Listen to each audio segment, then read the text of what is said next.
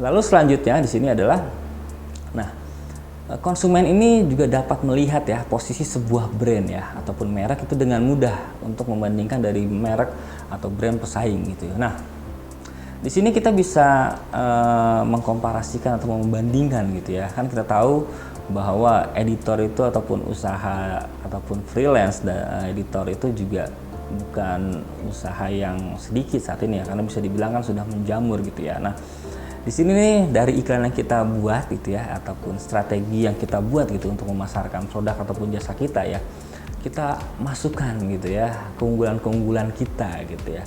Apa yang menjadi kelebihan kita dibanding produk yang lain gitu ya. Nah, dari situ kan konsumen kita ataupun target pasar kita juga bisa melihat bahwa oh, kalau sama Fajar gitu misalnya keunggulannya adalah waktunya cepat gitu pengerjaannya. Mungkin kalau umumnya tuh pengerjaan editing misalnya sekitar 7 hari atau 1 minggu ya.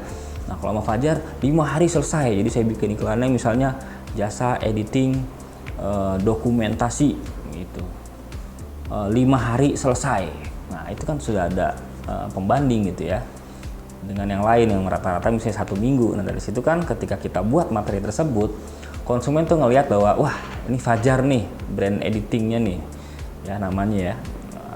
Terus juga oh, cepat gitu. Jadi diharapkan nanti nextnya kalau ada project-project lagi ke Fajar aja cepat gitu, 5 hari selesai. Kira-kira seperti itu ya untuk positioningnya gitu ya.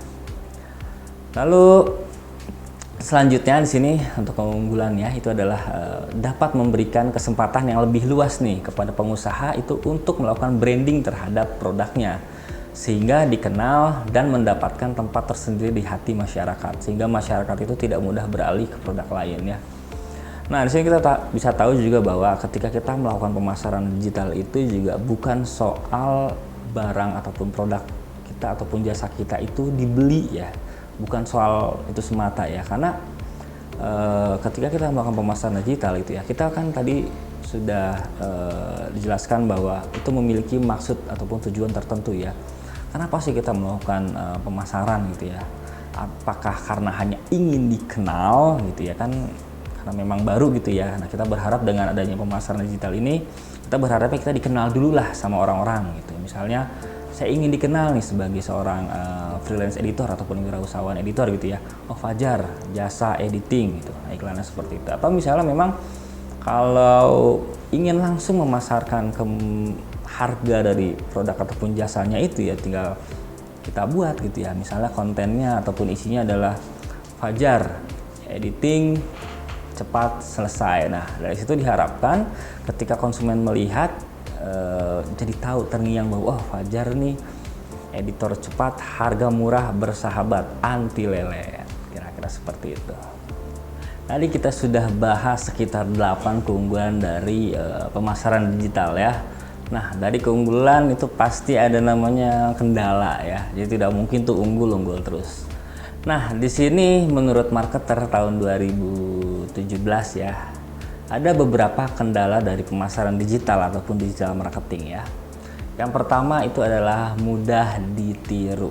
Ya, mudah ditiru di sini adalah misalnya contoh, ketika teman-teman misalnya sudah membuat gebrakan gitu dari pembuatan promosinya teman-teman gitu ya di media sosial. Nah, dari meledaknya teman-teman itu viral tuh iklan teman-teman. Nah, pasti yang lain akan berusaha mengikuti ataupun meniru apa yang sudah teman-teman buat gitu ya di digital gitu ya. Itu sering kita temui gitu ya dari beberapa hal-hal yang viral saat ini. Mungkin saat ini sekarang lagi viral itu masalah A gitu ya ataupun A. Nah, akhirnya tuh iklan yang dibuat itu pasti masih berbau ataupun mengandung unsur-unsur A gitu ya. Sering pasti teman-teman melihat hal-hal seperti itu. Nah, ini salah satu kekurangan ataupun kendalanya gitu ya. Karena memang di digital itu sendiri ya kalau mau dilihat orang ya kita harus viral gitu. Makanya kita harus bisa mengikuti tren yang ada saat ini.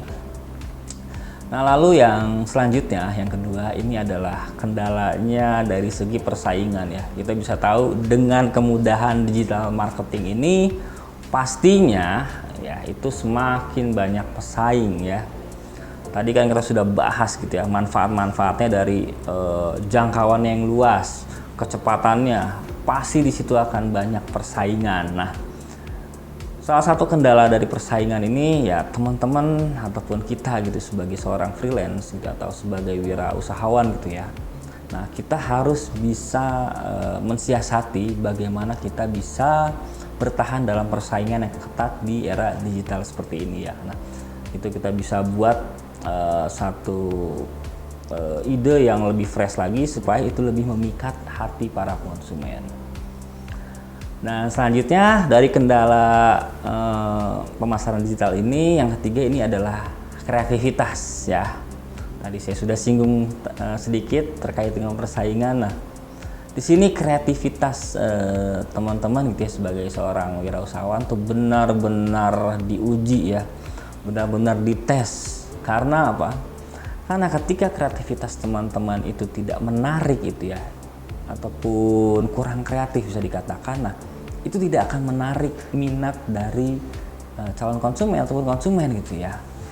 Nah, bayangkan itu misalnya teman-teman sudah membuat gitu ya, sudah berpikir gitu, sudah mengkonsepkan sebuah ide gitu untuk membuat promosi. Nah, ternyata itu tidak menarik, kan sama saja itu sebuah kerugian ataupun kendala yang sangat berarti buat teman-teman ya. Kita sudah menguras tenaga dan waktu, ternyata itu tidak menarik. Nah, jadi diharapkan juga dari kendala ini ya teman-teman itu memang harus meningkatkan kreativitasnya ya dengan cara misalnya sering melihat referensi-referensi yang ada, terus juga kita selalu mengikuti perkembangan berita-berita yang ada ya supaya kita tidak ketinggalan gitu dengan berita-berita yang sedang trending gitu, sedang viral saat ini. Lalu selanjutnya dari kendala pemasaran digital ini itu ada reputasi ya. Nah, di digital ini tuh reputasi perusahaan itu sangat mudah akan resiko ya. Maksudnya di sini adalah kalau kita berbicara secara konvensional kan mulutmu harimaumu ya. Kalau digital itu jempolmu tuh adalah image-mu gitu ya. Kadang-kala gitu ya ketika kita membuat suatu kesalahan kecil gitu ya di digital, salah jempol kita gitu misalnya kita salah ketik atau apa gitu ya. Nah, itu akan membawa dampak yang sangat buruk gitu ya bagi kita seorang wirausahawan ataupun sebuah perusahaan gitu ya. Mungkin ini sering kita lihat ya di beberapa tren yang ada gitu. Kita salah ngomong di digital gitu ya, di media sosial gitu ya. Nah, itu jadi bukti otentik dan akhirnya nama kita ataupun reputasi kita juga bisa jadi lebih ataupun menjadi buruk. Nah, kadang-kala itu salah satu kendala di digital ya, kita harus benar-benar teliti gitu ya.